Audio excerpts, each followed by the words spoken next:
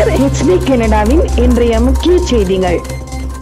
இலங்கை செய்திகள். எம்பிக்களுக்கு பிரதமர் பதவியை தருவதாக உறுதியளித்த மஹிந்த. நிறைவேற்று அதிகாரம் கொண்ட ஜனாதிபதி முறை தொடர்பில் முக்கிய வேட்பாளர்களின் முரண்பட்ட கருத்துக்கள். அனுரவுக்கு வாழ்த்து தெரிவித்த சுமந்திரன். தேர்தலுக்கு பணத்தை வாரி இறைக்கும் அனுர. சஜித் தரப்பு எழுப்பியுள்ள கேள்வி. இதுவே எமது நோக்கம் உறுதிபட கூறும் ரணில். திரிபோசா தொடர்பில் எடுக்கப்பட்ட தீர்மானம். பிரான்ஸ் ஜனாதிபதி இம்மானுவேல் மேக்ரன் பதவிக்கு ஆபத்து. வெளிநாட்டவர்களை புறக்கணிக்க தொடங்கியுள்ள கனடா. விசா அனுமதியும் குறைப்பு.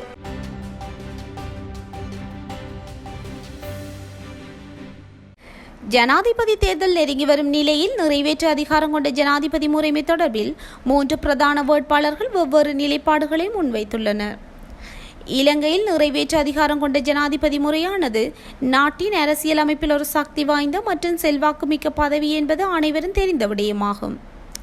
ஜனாதிபதி JR ஜெயவர்தனவினால் அறிமுகப்படுத்தப்பட்ட 1978 அரசியல் அமைப்புடன் ஜனாதிபதி ஒருவர் நிறைவேற்று ஜனாதிபதியாக மாற்றப்பட்டார். நிறைவேற்று அதிகாரம் கொண்ட ஜனாதிபதி முறையானது ஒரு தனிநபரிடம் அதிக அதிகாரத்தை குவிக்கிறது.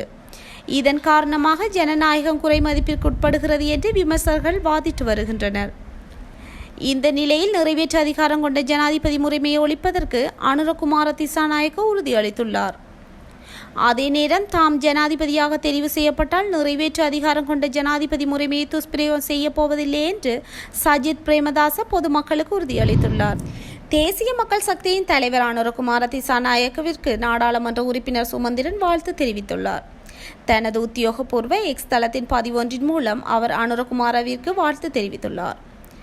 அந்த பதிவில் இனவாதத்திற்கு எதிராக எடுக்கப்பட்ட கொள்கை நிலைப்பாட்டிற்காக எனது வாழ்த்துக்களை தெரிவித்துக் கொள்கிறேன் என பதிவிட்டுள்ளார். 2024 ஆண்டுக்கான ஜனாதிபதி தேர்தலில் ஐக்கிய மக்கள் சக்தியின் தலைவர் சஜித் பிரேமதாசவிற்கு தமது ஆதரவை வழங்குவதாக தமிழரசு கட்சி தனது முடிவை அறிவித்திருந்த நிலையில் சுமந்திரன் தேசிய மக்கள் சக்தியின் தலைவர் அனுரகுமாரவிற்கு வாழ்த்துக்களை தெரிவித்துள்ளார்.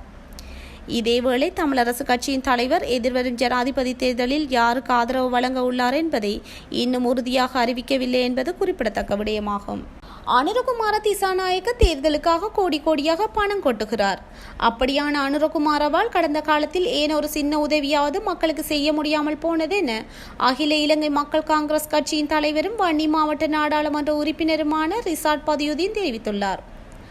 வவுனியா வைரவ புளியங்குளத்தில் இடம்பெற்ற ஜனாதிபதி வேட்பாளர் சஜித் பிரேமதாசவின் பிரச்சார கூட்டத்தில் கலந்து கொண்டு உரையாற்றும் போதே அவர் இவ்வாறு குறிப்பிட்டுள்ளார்.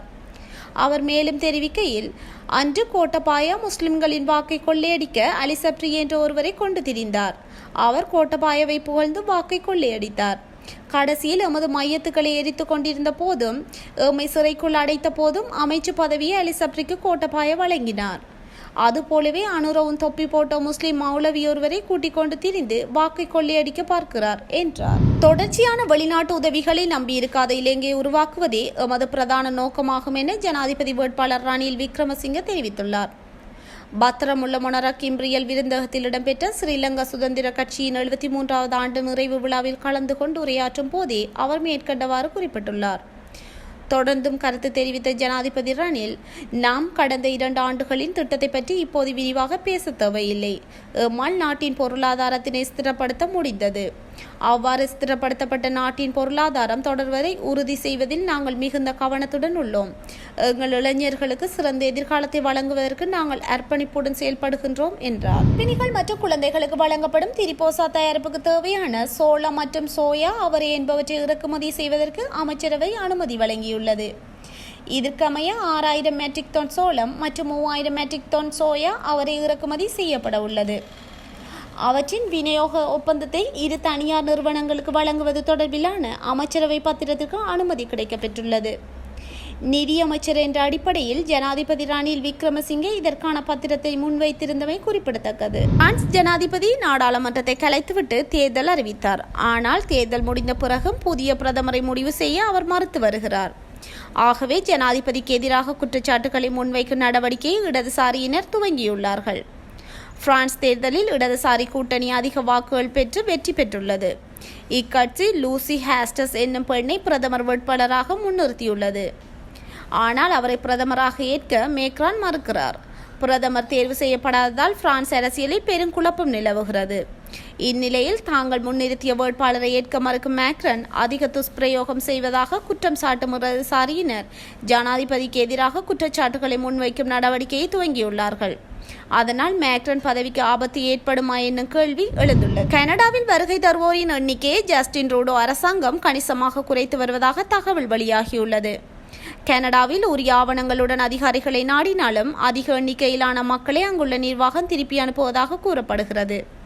அத்துடன் பயணிகள் மற்றும் தற்காலிக குடியிருப்பாளர்களுக்கான விசா அனுமதிப்பதும் குறைந்துள்ளதாக தகவல் வெளியாகியுள்ளது. இதன் பின்னணியில் ஜஸ்டின் ட்ரூடோவின் அரசியல் ஆதாயம் இருப்பதாக கூறுகின்றனர். லிபரல் அரசாங்கம் கனடிய மக்களின் ஆதரவை இழந்து வருவதாக வெளியான தகவலை அடுத்தே அதிகமாக வெளிநாட்டு பயணிகளுக்கான விசா மறுக்கப்பட்டு வருவதாக தெரிய வந்துள்ளது.